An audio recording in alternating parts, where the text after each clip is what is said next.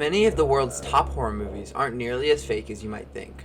Well, the plots are, but not always the characters. I decided to make this video creepy because it's almost Halloween, and my last video to gain traction was also kind of in a similar realm, which, by the way, thank you guys so much for the support on it. I do just want to say, although interesting, this is not my regular style of content, and making it just gives me too much anxiety, so I can't. The Candyman. Ronald Clark O'Brien seemed to be living a normal life in Texas as an optician and deacon. He also ran a local bus program and had a wife, Diane, and two children, Elizabeth and Timothy. On October 31st, 1974, while trick-or-treating with his kids and the neighbors, they came to a house that supposedly never answered the door. Everyone decided to leave except for O'Brien, but he eventually returned to the group with multiple 21-inch pixie sticks, claiming they were given out by the neighbor. Before his kids went to sleep, Timothy asked if he could have some candy of his, and apparently chose pixie sticks. After having some, Timothy knew it wasn't tasting quite right and described it as bitter. He then hurried to the restroom, where he proceeded to convulse and vomit profusely. O'Brien claimed to have been holding him when he went limp. Timothy died on the way to the hospital less than an hour after ingesting the candy. The community was shaken, but unsuspecting of O'Brien. Well, that was until Timothy's autopsy came back and showed lethal amounts of potassium cyanide, enough to kill 2 fully grown adults. 4 out of the 5 total pixie sticks were found and luckily unopened.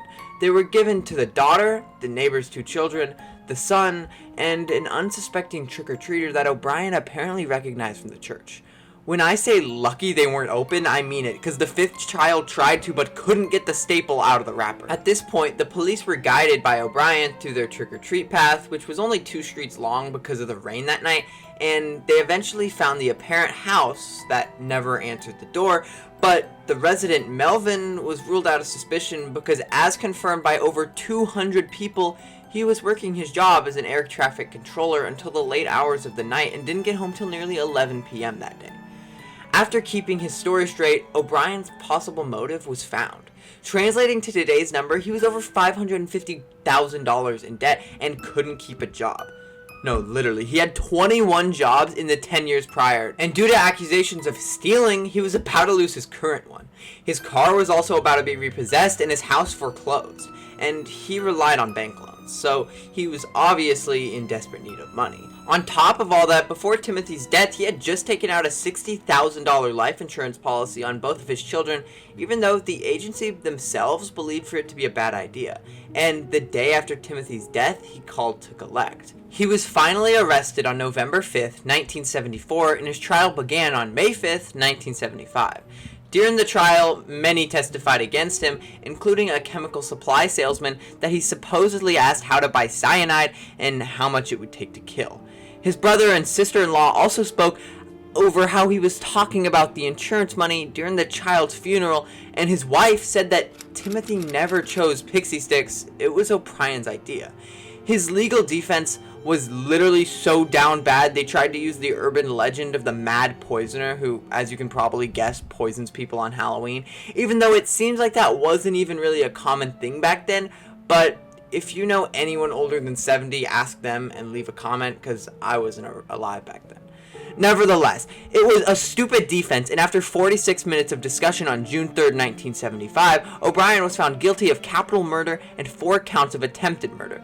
He was then sent to O.B. Ellis Unit and apparently despised and excluded by his fellow inmates. After many delays, he was finally put to death by lethal injection on March 31st, 1984. His last meal was a cream pie, rolls, a T-bone steak, french fries with ketchup, sweet peas, a whole kernel corn, lettuce and tomato salad with egg, French dressing, saltines, and an iced tea with sweetener. His last words were, "What is about to transpire in a few moments is wrong. However, we as human beings do make mistakes and errors. This execution is one of those wrongs, yet doesn't mean our whole system of justice is wrong. Therefore, I would forgive all who have taken part in any way in my death. Also, to anyone I have offended in any way during my 39 years, I pray and ask for your forgiveness, just as I forgive anyone who offended me in any way. And I pray and ask God's forgiveness for all of us respectively as human beings. To my loved ones, I extend my undying love. to those close to me, know in your hearts I love you one and all. God bless you all, and may God bless and may God's best blessings be always yours. Ronald C. O'Brien. P.S. During my time here, I have been treated well by all TDC personnel. Yeah, fuck him. Michael Myers. No, it's not a real person, but he was somewhat inspired by one. Basically, John Carpenter took a psychology class while at Western Kentucky University to help think of more fictional characters. While there, he visited a mental hospital, and John found a young, only maybe 12 or 13-year-old boy who had a blank face, very pale skin with black eyes, and a quote-unquote schizophrenic stare. There was not too much information that I can find, but it's pretty crazy that this character is loosely based on a child, and I don't know, they always hint about like him doing some bad shit, but I have absolutely no clue what he did. Ghostface, and this one has an R-word trigger. Danny Rowland, son of James Rowland, was always told that he was unwanted and abused by his father, who also hurt his mother Claudia and brother Kevin, and even went as far to kill Danny's childhood dog. James wouldn't even only hurt them for misbehaving, sometimes it was just stupid shit like breathing wrong. There's a ton of horrific stories of the dad, and Claudia even tried to leave him multiple times, including through self-harm, but always ended up coming back. Seemingly, because of his troubled life, Rowland was caught many times for things as a young adult, ranging from perving to robbery, and couldn't keep a job. On the morning of August 24th, 1990, Rowland broke into 17-year-old Sanja Larson and Christina Powell's apartment. They were freshmen at the University of Florida. He found Powell asleep on the couch downstairs first, but instead of making any moves initially, decided to instead explore the apartment first. When he went upstairs, he found Larson in her bedroom asleep. Rowland taped her mouth shut and then proceeded to stab her to death. He then went back downstairs and R-worded Powell after taping her mouth shut and proceeded to stab her to death as well. Before he left their apartment, he posed the bodies and took a shower, which for some reason was a common trend with him. After killing, he would just pose the bodies, which is weird as fuck. A day later, on the 25th, he R-worded 18-year-old Christina Hoyt after prying his way through her glass sliding door using a screwdriver, waiting for her to return and choking her out.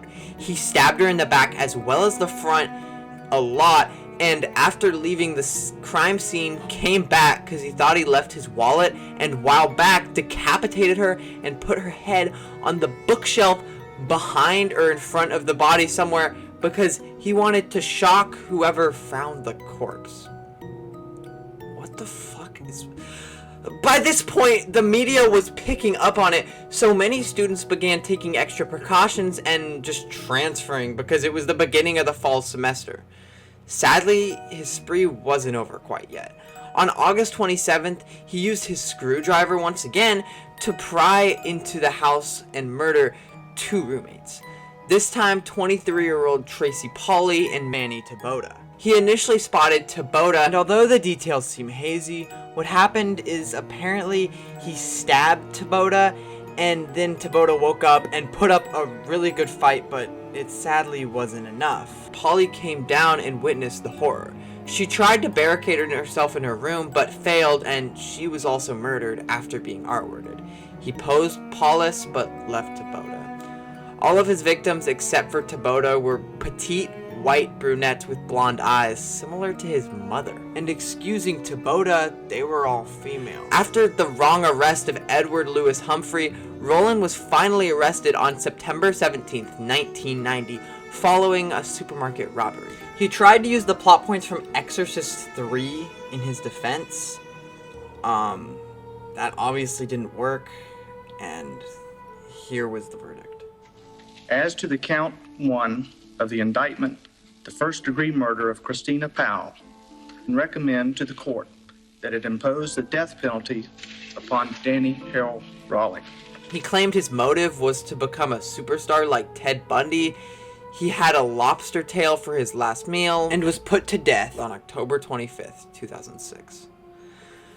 Oh my god, this video was a lot to make, and I'm still like, this is my Halloween special. I can't do this like expect similar like type content where it's like list content, but usually it might be about like YouTubers or ARGs or whatever.